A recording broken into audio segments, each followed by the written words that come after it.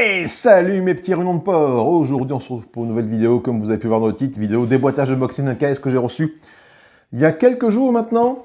Explorer of the Woodlands. Au moment où je fais cette vidéo, nous sommes le 1er septembre. Donc j'ai reçu le KS hier, le 31 août 2023. Vous allez voir la vidéo au mois d'octobre, hein, parce qu'au mois de septembre est déjà booké niveau vidéo. Donc hop, petite vidéo unboxing. Alors peut-être que je mettrai cette vidéo en avant-première et avant pour les personnes qui ont souscrit un abonnement à la chaîne. Hein, voilà, donc il n'y a pas de raison qu'il n'ait pas ça en avance. Hein. D'habitude, ils l'ont généralement la veille. Et bien là, peut-être que je remettrai un petit mot à l'avance, tout simplement, voir un peu le contenu de ce KS. Voilà, donc c'est parti environ 5 minutes. 4 joueurs, c'est Matago qui a localisé ça. Donc j'espère que ça va bien se passer au niveau traduction des cartes. Hein. Voilà, il y a quelques... Entre Intrafin et Matago, là, en ce moment, il y a quelques petits soucis de traduction. Hein. Voilà. Donc on va bien voir un petit peu ce qu'il en est. Un dungeon crawler pas piqué des hannetons, avec des dés, avec des espèces de petites figurines, des petits meeples, dans une ambiance route, j'ai envie de dire. Donc pour des enfants, des joueurs de 10 ans et plus. Donc je l'ai pris parce que c'était un dungeon crawler et je me dis qu'avec en tout cas ma grande, ça peut peut-être matcher en termes de jeu. Et puis l'univers me plaisait, la taille de la boîte me plaisait, le prix me plaisait, une trentaine d'euros en KS, donc plus les frais de port, on comptait à 35, je crois que c'est à peu près le prix qu'on le trouve sur certains sites qui le proposent en précommande. Donc je vous retrouve en vue plongeante pour parler de ce jeu et surtout de le déboîter. Donc j'ai reçu des sleeves et j'ai reçu ça en même temps. Donc est-ce que je vais sleever mon jeu? Je sais pas, maintenant que je sleeve plus les jeux. Mais bon, comme j'ai les cartes, je verrai en fonction de la qualité des cartes si ça vaut le coup ou pas de sleever. Allez, on se retrouve en vue d'en dessous pour déboîter tout ça. Générique. Allez, on va ouvrir cette boîte, elle est encore sous cello, hein, vous voyez. Donc un KS qui est arrivé dans les temps, hein, il n'y a pas eu de soucis de production ou autre. Hein. À ce niveau-là, c'est plutôt bien passé. Communication tout au long du KS par les créateurs. Donc on n'était pas en attente d'avoir des news. Les news venaient régulièrement, c'était suivi, il n'y a pas eu de soucis majeurs. Donc ça c'est plutôt une bonne chose que j'apprécie beaucoup. Bon, les sleeves, c'est des sleeves standards, on va pas passer notre temps dessus, elles sont fortes, la qualité des sleeves, est-ce que c'est des sleeves épaisses ou fines, je ne sais pas, on va regarder ça tout de suite ensemble. C'est des sleeves épaisses, donc c'est quand même une bonne qualité, c'est pas de la sleeve très fine, donc ça c'est plutôt cool. Bon, elles sont vraiment standards parce qu'elles n'ont pas de logo ou estampillé au format du jeu, mais ça peu importe à la rigueur, ce n'est pas grave. On va regarder un petit peu ce que contient cette boîte. Alors, de la boîte, je la découvre. Hein. Les règles, je les ai lues il y a très longtemps lorsque le KS était mis en place, donc je ne m'en rappelle plus. Donc, on va découvrir ça ensemble. Alors, nous trouvons quoi? Nous trouvons un livre de règles. Livre de règles qui fait 32 pages. Avec un petit nul, n'oubliez pas à l'arrière, c'est plutôt cool. Alors, le matériel, des questions de matériel. Ici, les pages sont épaisses, ça c'est plutôt bien fait. Le design des tuiles a l'air sympa, tuile de départ, tuile de boss, tuile auberge. Mise en place avec les plateaux de joueurs, sûrement les phases de jeu. Phase d'exploration, phase d'aventure, mouvement, voilà. Les tuiles. On parle du boss qui est ici, là-haut. Faiblesse et résistance, immunité des monstres. Les différents personnages. Donc on a Xilia, Clétor, Chavi et Bétras. Donc 4 personnages. Peut-être qu'il y aura des extensions qui apporteront d'autres personnages, on verra bien. On parle de différentes compétences des boss. Les boss enragés, si tu veux faire des règles avancées a priori. Partie solo, on nous parle de la partie solo. Voilà, en fait la partie solo, on se dit que tu choisis 2 héros et t'enchaînes les manches comme si tu jouais à 2. Voilà, donc la partie solo, rien de particulier pour la mise en place solo. Des mini-extensions qui doivent être à l'intérieur, du coup très sûrement, mini-extension auberge et taverne. Et la campagne ici, mode campagne avec différents chapitres. Chapitre 1, chapitre 2, partie 1, chapitre 2, partie enfin, chapitre 3, partie 2, l'hémorragie, voilà. Chapitre 4, des pas dans la nuit. Donc c'est une campagne qui fait 5 chapitres. Voilà, et là la conclusion est ici. Ok, donc un livre de règles, ma foi, fort clair. Hein. Voilà, là comme ça, bon, je ne vais pas le lire. Il y a peut-être des fautes, tout ça, on verra bien. Donc je vais prendre mon temps de lire après le livre de règles. On va regarder un peu ce qu'il y a comme matériel à l'intérieur. Et ça nous intéresse. Donc je vais retrouver quoi? On va retrouver... Déjà, il y a un... Ça, c'est cool. Il y a un truc pour ranger les affaires. Et ça c'est plutôt bien pensé. Ça, c'est plutôt bien foutu. Ça, j'aime bien voir ça. Là, on a les dés qui sont ici. On a l'extension tanière dont on parlait tout à l'heure. Et auberge, sûrement. Voilà. Donc, ça, ce sont des grandes cartes qui vont aller, du coup, après, je ne sais pas trop où se ranger. Elles devaient être là. Ouais, je suis pas sûr qu'elles se mettent là. Si peut-être se mettent là ou là, je sais pas, je verrai. Peut-être là. Voilà. Tanière, des cartes tanières, voilà, qui sont là, des cartes tanières, d'accord, ok. A, B. Des cartes AB, AB, AB, AB. Donc, il va sûrement falloir faire des tas A et B par rapport à tout ça. Les cartes, là, celles-là, sont vraiment de bonne qualité. C'est assez épais. Ça se plie pas. Contrairement à certains jeux où les cartes... Alors, c'est pas des cartes tressées, comme on peut voir certaines fois, mais c'est assez équilibré. Les dés, on a donc des dés rouges et des noirs et un dé de chaque couleur. Je pense des dés de héros. Noir et rouge, qui doivent être communs à tout le monde. 4 dés noirs, 4 dés rouges, 4 dés de couleur. Les meeples de nos petits personnages ici. Alors, on va voir si c'est un autocollant qui a été mis dessus. Ou si c'est vraiment gravé dans le bois. Attendez, je regarde un. C'est pas un autocollant, hein, c'est pas un autocollant dessus. Ouais, non, je pense que c'est gravé et peint en fait, à mon avis. Enfin, peint, je sais pas trop comment c'est fait, mais voilà, t'as un relief, quoi, donc du coup, c'est pas un simple autocollant posé sur les meeples.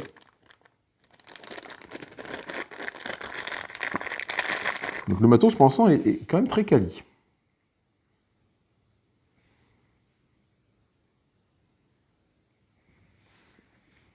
Bon, je pense qu'on retrouve les archétypes classiques, hein, le guerrier, le rôdeur, le mage et la grenouille. Ou prêtre, mage, rôdeur, guerrier, voilà. Bon, bref, il faut que je regarde vraiment les personnages, mais ça m'a l'air d'être de l'archétype classique. Une petite poche, on va être je sais pas quoi. Une petite poche ici pour mettre des petits jetons, sûrement de points de vie, de points de mana. Oui, effectivement, quand on va regarder les feuilles de personnages qui sont ici, sur les plateaux des personnages, ça c'est épais, c'est bien. Alors, c'est pas double épaisseur, mais bon. Donc, Bétrace ici, donc ça, ce sont ses points de mouvement, sûrement des points de magie. Après ça, je sais pas ce que ça veut dire. Points de vie, points de je sais pas quoi. Ils ont tous les mêmes caractéristiques, de 1 à 3, 4, 5, 6. Donc ça, je pense que c'est le dé que tu lances, et après, en fonction de la valeur du dé, tu peux faire telle ou telle action, très sûrement. Les deux premières actions sont loin d'être communes à tout le monde. Le fait de gagner peut-être un de mana ou un de compétence et de mouvement, et puis après, les deux dernières compétences, quand tu fais 5 ou 6, c'est l'air d'être différent. Donc là, lui, il a l'air de faire plus un point, donc lui, ça a l'air d'être plus ou moins le soigneur, je pense. Le guerrier, donc peut-être un mouvement en plus, peut-être pour le contact, au corps à corps, et puis un symbole de bouclier, donc c'est peut-être un tank. Ici, nous avons un archer, donc un symbole là, je ne sais pas ce que ça veut dire, et X plus 1, donc peut-être rajouter un dé que tu lances, à voir. Là par contre, voilà, là, moins 1, ouais, bon, là, après, il y a des icônes, bon, si ça n'a pas les règles, tu ne peux pas les deviner, si tu n'as pas les règles, mais ce n'est pas grave. On retrouve ici 4 petits symboles. Alors, c'est quoi ces petits tokens? On va regarder tout de suite ce que c'est ces petits tokens. Ce sont les marqueurs de campement qui sont ici. Donc, on a 4 marqueurs de campement. Donc, on verra bien ce que c'est après. Bon, ils ont différentes...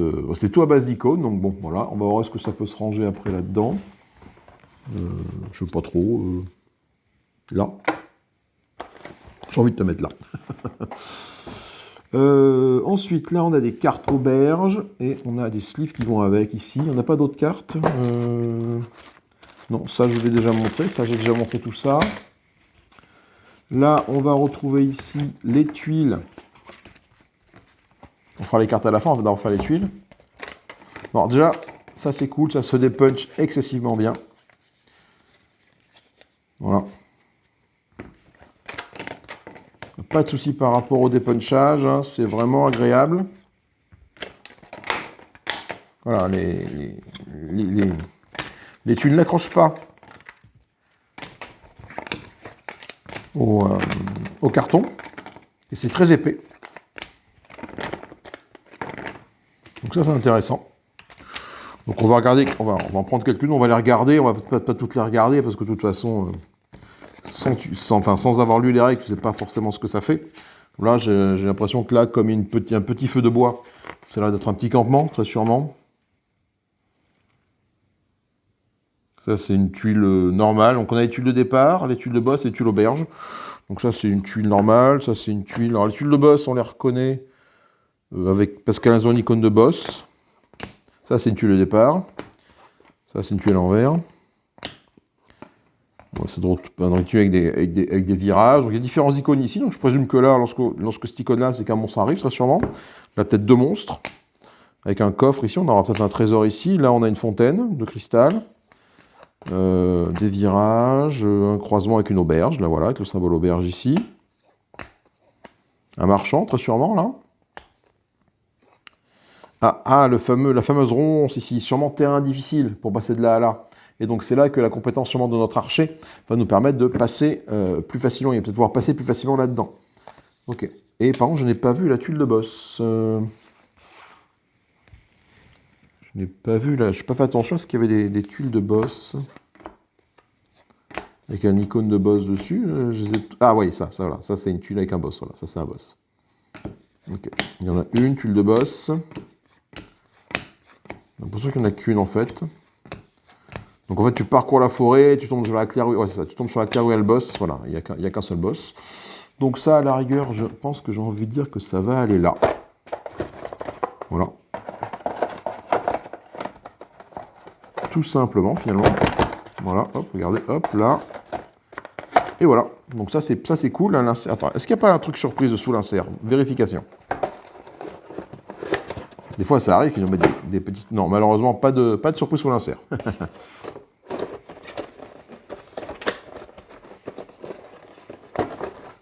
Donc les tuiles lourds là, ça c'est plutôt chouette. Je pense que ça va aller là. Les tuiles des personnages. On va du coup continuer à déplier. Bon, ça, je vais mettre ça après ailleurs, on va bien voir. On va continuer à déplier du coup les tokens. Donc là, ce sont des tokens de monstres. On va essayer de regarder un peu ce que c'est. Donc il y a deux plateaux avec des tokens de monstres. Donc il y a des champignons, il y a plein de monstres différents. Des petits squelettes, des petits champis. Bon, alors 5 d'armure, 2 points de vie, 2 de puissance d'attaque, je présume. Voilà. On va pas tous les regarder. Hein. On va juste essayer de les ranger dans la boîte au fur et à mesure. Voici du coup si le rangement est intuitif. Ça me plaît, ça comme concept. Et surtout, c'est après si on peut les récupérer facilement. Donc ça, j'ai envie de dire, ça irait là. J'ai enlevé ça. Ça irait là-dedans. Alors, dans quel sens? Comme ça, pas sûr. Comme ça, plus déjà, voilà. Ah, oui, du coup, ça fait là, oui. Ok, on peut aller les chercher facilement, d'accord, très bien. Bon, ça, toujours, du coup, je sais pas où ça va, je vais le mettre là, ceux-là. On a ici différents tokens. Donc, avec différentes formes, peut-être qu'ils vont aller là. Fais voir les tokens hexagonaux. Ah non, c'est pour mettre les meeples, ça, d'accord, ok. Ça, c'est pour mettre les meeples des personnages. Je viens de comprendre. Je pense que je viens de comprendre. Toi, tu vas aller là.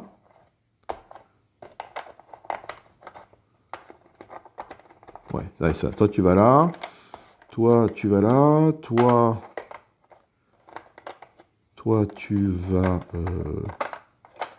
là. Et toi, tu vas là. Ok, donc ça, c'est pour mettre les meeples.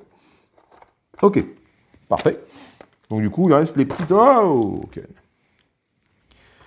falloir ranger les tokens. Donc du coup, à mon avis, les tokens, prends pas la tête, ils vont là. Donc là, des tokens de terrain difficile, très sûrement. Ensuite, là, on a des petits coffres.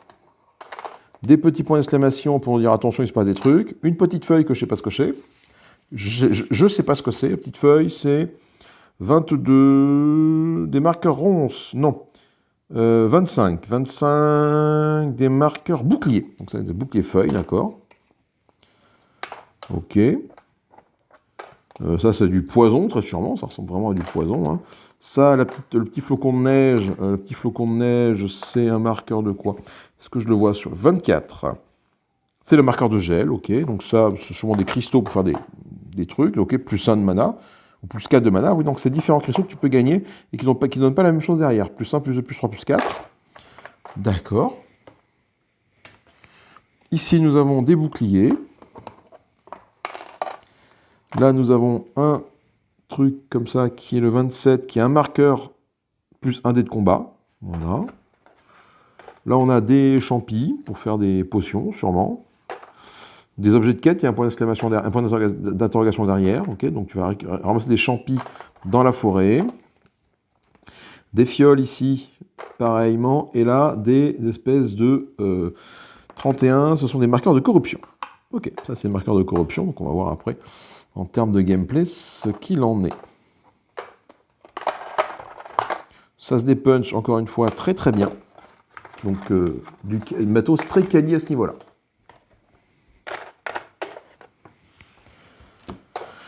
Ouais, donc, toi, je pense que là, en fait, là, tu mets tous les dés, tu mets vraiment tout ça, là, et puis tu mets les poches qui restent, en fait, du coup, pour ranger tous les trucs. Ça, c'est bon. Là, du coup, par-dessus, on a le truc de l'auberge qui va se mettre là. Voilà. Et après, bah, du coup, les cartes, du coup, avec les sleeves. Donc, on va voir si ça vaut le coup ou pas de sliver les cartes. J'ai les sleeves, mais est-ce que je vais m'en servir? C'est autre chose. Donc, je vais tenter d'ouvrir les cartes sans me perforer la main.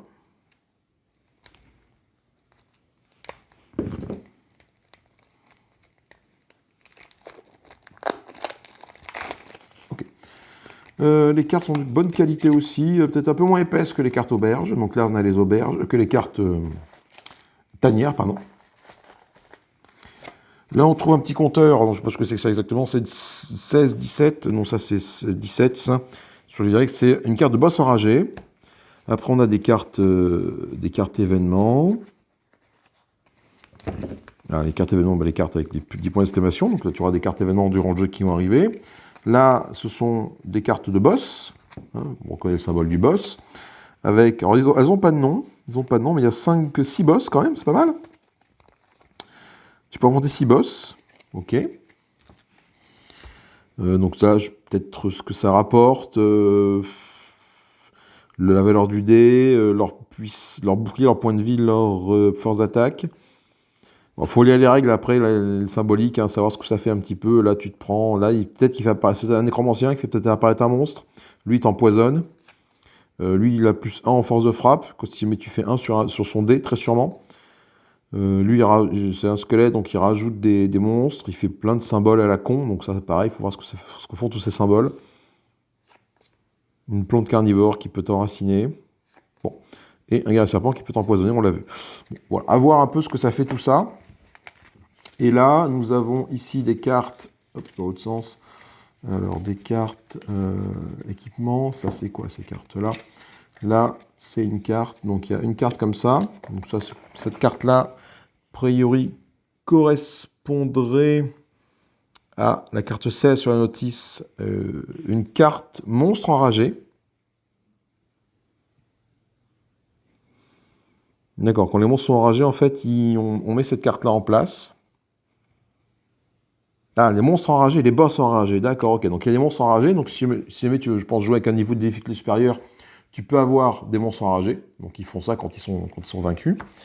Ok, là on a des cartes avec des petites racines ici, avec des ronces, voilà. Cartes avec les ronces, c'est les cartes 15. C'est 3 cartes ronces, d'accord, des cartes ronces. On va voir ce qui se passe. Facile, difficile, normal, très sûrement. Donc, quand tu es dans une carte ronde, il se passe, tu tires un événement ou tout va bien sur un 6. Sur un 1, là, tu fais apparaître un monstre, très sûrement. Voilà, tout va se jouer à base de dés. Donc, je pense que ça va être très, très frustrant. Très, très frustrant comme jeu, je pense. Là, ce sont les cartes avec les personnages. Ce sont des cartes...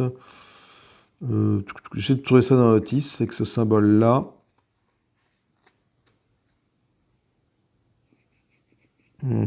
Les pouvoirs de héros. 11 sur un notice, je l'ai ou pas. Pouvoirs de héros. Ah, ok. D'accord. Donc là, je prends Bétrace, je prends sa carte pouvoir de héros, par exemple. Et en fait, je mets ça ici. Et il doit sûrement y avoir une mécanique comme ça. Si tu payes 3 de mana, hop, fout, tu passes ça. Et si tu payes 5 de mana, fout, tu arrives là. Du coup, tu as des pouvoirs qui vont se débloquer au fur et à mesure. Donc, en termes de personnalisation de héros, c'est assez limité. Tu ne peux avoir que 2 pouvoirs par héros. Si tu payes 3, tu fais glisser, tu obtiens ce pouvoir-là. Si tu payes 3, tu fais glisser 5, tu obtiens ce pouvoir-là. Ok. Et c'est le même coup pour chaque héros. Donc, pourquoi pas, hein, ça n'a pas de souci par rapport à ça. C'est un petit jeu. Donc là, et là, on a des cartes de loot, de trésors. Ça, c'est intéressant, les cartes trésors. Moi, j'aime bien le trésor. On a des bottes qui peuvent nous déplacer. Une corne. On est surtout se rapproche de votre tuile, s'il le souhaite. Un antidote pour retirer du poison. Des antidotes, une torche, une armure de cuir pour ignorer les effets des ronces. Potion de soin, cristaux bleus, gagner 2 de mana, une carte, une pierre de force, une armure renforcée, un bâton bleu, bâton orange, bâton vert, bâton violet. Bon, ok. Ils sont pas trop foulés sur les bâtons, mais a priori, ça permet de rajouter des dés. Ça permet de rajouter le dé violet à ta réserve de dés de combat. Ok. Des verts, Alors, sûrement que les ennemis vont avoir des faiblesses par rapport à certaines couleurs. Donc, en fonction des bâtons que tu peux avoir, ça peut être plus intéressant. Une masse d'armes, une hache, un grimoire, un autre grimoire, lui, du coup, qui est... orange et vert, lui il est bleu et violet, d'accord, une épée brisée, une ancienne relique, un élixir, une lance de combat et un parchemin. Voilà.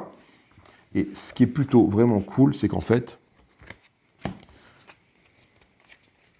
même dépunché, hop, ça va pouvoir aller là, je pense. Ça va là. Et franchement, tout passe dans la boîte. Voilà, petite boîte, quarantaine d'euros, trentaine d'euros, entre 30 et 40 euros. Du matos, pas mal de matos à l'intérieur. Bon, c'est du meeple, c'est du petit format, c'est pas de la grosse figurine. C'est un petit dungeon crawler qui dure une demi-heure. Donc ça, c'est plutôt intéressant, ça peut aller vite. Surtout pour les enfants, en fait. Donc, franchement, bonne sensation, rien que pour le matériel. Voilà. Donc maintenant, il va falloir que j'étudie les règles et que j'essaye quelques parties solo et ou avec du monde pour voir un peu ce que ça donne. Des parties une demi-heure, c'est plutôt intéressant parce que ça peut aller vite. Donc, tu peux faire plusieurs parties dans la soirée, si le jeu plaît.